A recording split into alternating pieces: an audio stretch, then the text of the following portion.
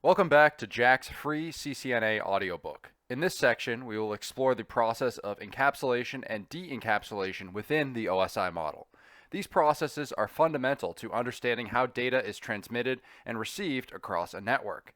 Encapsulation is the process of adding protocol-specific headers, trailers, and control information at each layer of the OSI model as data moves from the higher layers to the lower layers. Let's examine the encapsulation process step by step. Part 1 of the encapsulation process occurs at the application layer. At the application layer, data from the user application is prepared for transmission. The data is divided into smaller manageable chunks called segments and sent off to the presentation layer. Part 2 is the presentation layer, and it is responsible for formatting and encrypting the data. It may also compress the data to reduce transmission overhead before it is sent to Part 3, the session layer. The session layer establishes, maintains, and terminates communication sessions between applications. It adds session-related information to the data, such as synchronization points and checkpoints. Then it is sent to Part 4, the transport layer.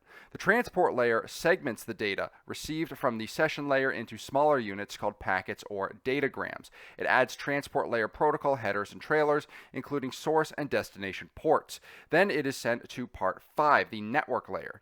At the network layer, the packet is further encapsulated with network layer protocol headers, such as the source and destination IP addresses. This layer is responsible for routing the packet throughout the network.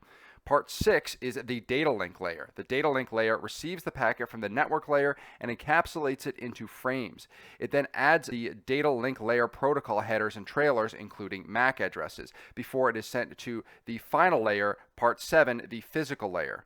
The physical layer converts the frames into a stream of bits and transmits them over the physical medium such as electrical signals, light pulses, or radio waves.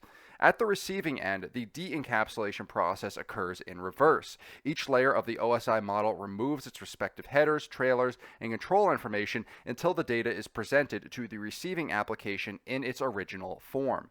Understanding the encapsulation and de-encapsulation process is vital for troubleshooting network issues and analyzing network traffic. By examining the headers and trailers at each layer, network professionals can identify potential problems and pinpoint the source of issues. In the next section, we will dive into the TCP/IP protocol suite, which is widely used in modern networking. We will explore the layers of TCP/IP model and understand how it relates to the OSI model. Thank you again for listening to Chapter 1, Section 2 of Jack's free CCNA audiobook. In the next section, we will explore the TCP/IP protocol suite and delve further into IP addressing.